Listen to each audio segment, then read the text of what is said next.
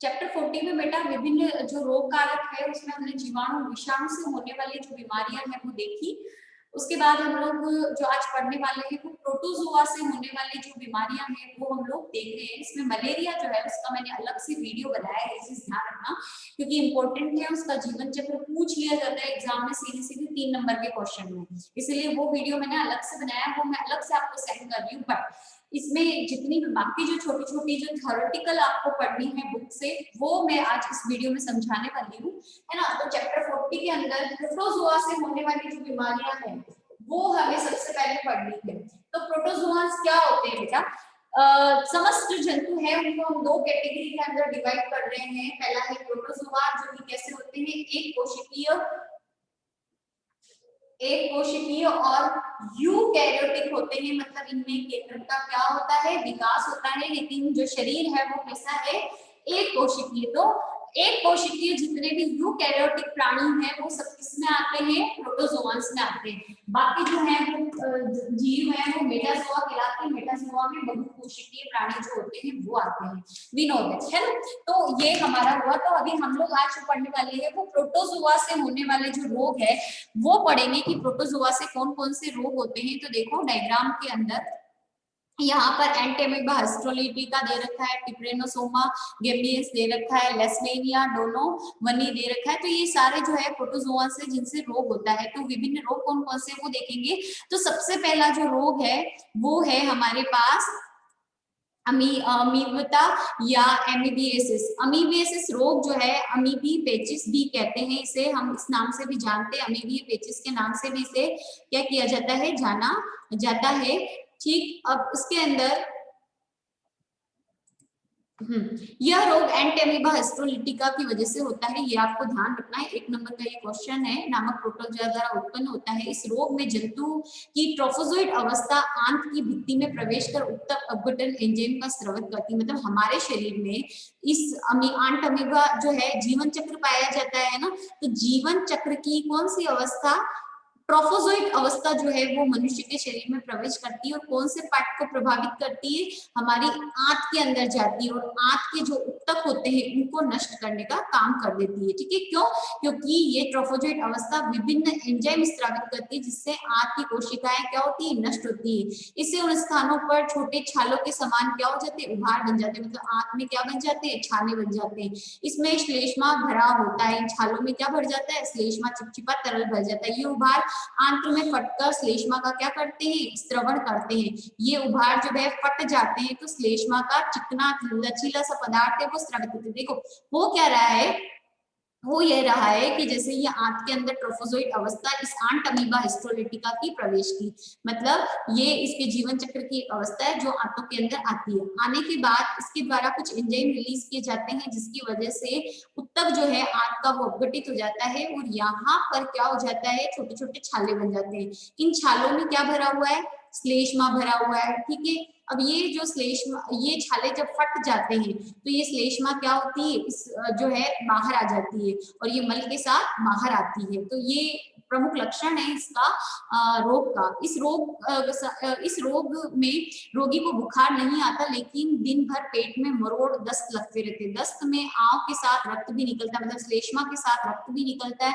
रोगी बहुत कमजोर हो जाता है। रोग का प्रसार मक्खी, वायु और जल के द्वारा होता है। रोग से बचाव के लिए पानी उबालकर पीना चाहिए, काम में लेना चाहिए, खुला भोजन व अन्य खाद्य सामग्री का सेवन नहीं करना चाहिए। घरेलू मक्खी इस रोग का यांत्रिक वाहक है, यानी इसकी जो इसको फैलाने का काम जो है वो घरेलू मक्खी करती है। तो हमें चीजों को ढक के रहना चाहिए। इस रोग के लिए एमेटी फ्यूसेजिलिन और मेट्रिनडीजोल जो है वो औषधियां प्रदान की जाती है। इन औषधियों का नाम जो है वो आप याद कर लेना। फिर दूसरा रोग है प्रवाहिका या अतिसार, या इसको डायरिया कहा जाता है। इसको जार्डिया भी कहा जाता है। तो इस जो है प्रोटोजोआ जनित रोग है जो कि जिया जो रोग है, जो प्रोटोजोआ है उसके द्वारा ये होता है। ये कशाभिका युक्त प्रोटोजोआ है। ये कैसा है, कशाभिका, यानी इसके अंदर क्या पाई जाती है, कशाभिकाएं पाई जाती है। ठीक है, क्या पाई जाती है, कशाभिकाएं पाई जाती है। ये देखो ये रहा इसका डायग्राम और ये इसकी कशाभिका। तो ये जो है रोग, जो डायरिया है वो इसके द्वारा उत्पन्न किया जाता है। फिर उसके बाद है यह जल, भोजन आदि के माध्यम से प्रवेश कर आंत में पहुंच जाता है। इसे आंतरीय अनियमितता यानी आंत से संबंधित जो अनियमितताएं होती है, मतलब पोटी नहीं आती, कॉन्स्टिपेशन हो जाता है या दस्त लगती है बहुत ज्यादा, इस तरीके के प्रॉब्लम्स जो है वो स्टार्ट हो जाते हैं। इस रोग के कारण व्यक्ति को जो है पतली दस्त लगने लगती है, रोगी के उदर में पीड़ा होती है, इसे भूख नहीं लगती, सिर में तेज दर्द और बेचैनी रहती है। रोग के इलाज के लिए क्लोरोक्विनीन और केमोक्विन एटेब्रिन जो है औषधियां दी जाती है। तो ये औषधियों के नाम जरूर याद कर लेना और रोग कारक का नाम जरूर याद कर लेना। फिर है ट्रिपेनोसोमियासिस जो है, ये निद्रा रोग कहलाता है। वेरी इंपॉर्टेंट, ध्यान रखना, निद्रा रोग किसको कहते हैं? ट्रिपेनोसोमियासिस को कहते हैं। यह रोग ट्रिपेनोसोमा गैम्बियसिस द्वारा होता है। वेरी इंपॉर्टेंट, याद कर लेना। इसका संचरण स्टेसी जो मक्खी होती है जिसका नाम है ग्लोसाइना पाल्पेलिस जो है, इस मक्खी के द्वारा होता है। तो ये पूरा इंपॉर्टेंट है, ये एक एक नंबर के क्वेश्चन के लिए आपके इंपॉर्टेंट है। आगे बात समझ में, तो इसका आपको ध्यान रखना है, इसको जरूर से याद कर लेना है। आगे बात समझ, ये रहा इसका रोग कारक जो है ट्रिपेनोसोमा गैम्बियंस जो है, इसका डायग्राम दिया हुआ है, देख लेना बुक में अच्छे से, है ना। तो ये जो है अनिद्रा रोग जो है वो होता है, ट्रिपेनोसोमियासिस कहते हैं इसको। उसके बाद इसमें यह प्रोटोजोआ हमारे शरीर के लसिका तंत्र के अंदर क्या कर देता है? प्रवेश करता है, विषैले पदार्थों का स्रवण करता है, मतलब विषैले पदार्थ रिलीज करता है, जिससे तंत्र में क्या आ जाती है? लसिका तंत्र सूज जाता है। लसिका से ट्रिपेनोसोमा मस्तिष्क के जो हमारा मेरु द्रव्य है उसके अंदर प्रवेश कर मस्तिष्क को क्या कर देता है? क्षति पहुंचाता है। रोग के कारण व्यक्ति निद्रा अवस्था में बना रहता है। क्या होता है? व्यक्ति निद्रा अवस्था में ही रहता है। रोग के उपचार के लिए प्राइमोक्विन और प्लूरोमाइसिन जो है वो दवाइयां दी जाती है। उसके बाद है मलेरिया। मलेरिया ये रोग प्लाज्मोडियम नामक प्रोटोजोआ से होता है। इसकी विभिन्न जातियां होती है, फैल्सिपेरम, प्लाज्मोडियम जो ओवेल है और वाइवेक्स जो है वो इसकी सामान्य जाति है, और इसकी वाहक जो है एनाफिलीज मच्छर है ना। तो ये आपको अलग से जो है वीडियो बनाया है बेटा मैंने, और अलग से आपको इसमें समझाया है ताकि आपको अच्छे से समझ में आ जाए। क्यों? क्योंकि इसका जो जीवन चक्र है वो जो है वो पूछा जाता है ना। तो ये आपको जो है ध्यान रखना है। ये स्पोरोजोइट अवस्था जो है प्लाज्मोडियम वाइवेक्स की ये दी हुई है आपके डायग्राम के अंदर, तो इसको आपको अच्छे से पढ़ लेना है। उसके बाद नेक्स्ट जो रोग कारक आता है, जो रोग आता है वो आता है आपकी लेस्मेनियासिस। यह रोग लेस्मेनिया की विभिन्न जातियों के द्वारा उत्पन्न होता है। लेस्मेनिया कशाभी परजीवी है जो कि कशेरुक के रुधिर में क्या होता है? पाया जाता है। कालाजार लेस्मेनिया डोमिनी के द्वारा उत्पन्न होता है। लेस्मेनियासिस रोग को कालाजार भी कहा जाता है, और कालाजार रोग जो है वो किसकी वजह से होता है? लेस्मेनिया जो है प्रोटोजोआ है उसके द्वारा होता है। इस रोग के परजीवी शरीर में जालिका अंतस्थ तंत्र को अवरुद्ध कर देते हैं। हमारा जो रेक्टिकुलो एंडोथेलियल जो सिस्टम है इसको प्रभावित करते हैं, जिससे प्लीहा जो होती है वो हमारी बढ़ जाती है। प्लीहा क्या होती है? रक्त का आरबीसी जो नष्ट होती है ना, यानी हम कह सकते हैं कि आरबीसी का ये बुचड़ खाना होता है प्लीहा, तो ये बढ़ जाती है।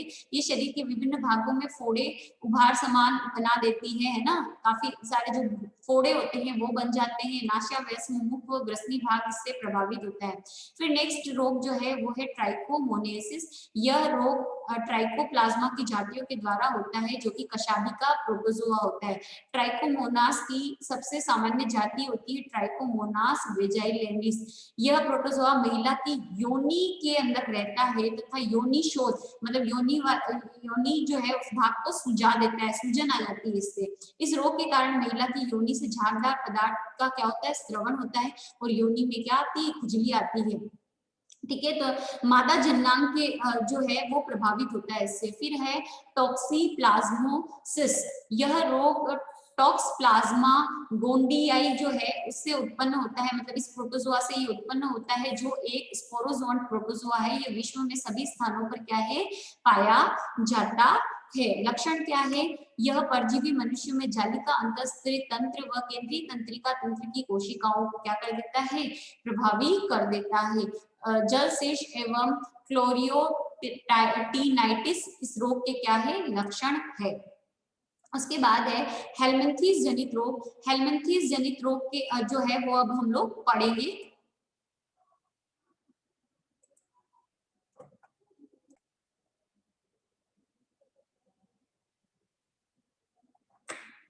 देखो बेटा, हम लोग अब जो पढ़ रहे हैं वो कृमि से होने वाले जो रोग हैं वो हम लोग पढ़ रहे हैं, है ना, हेलमिंथीज से होने वाले रोग।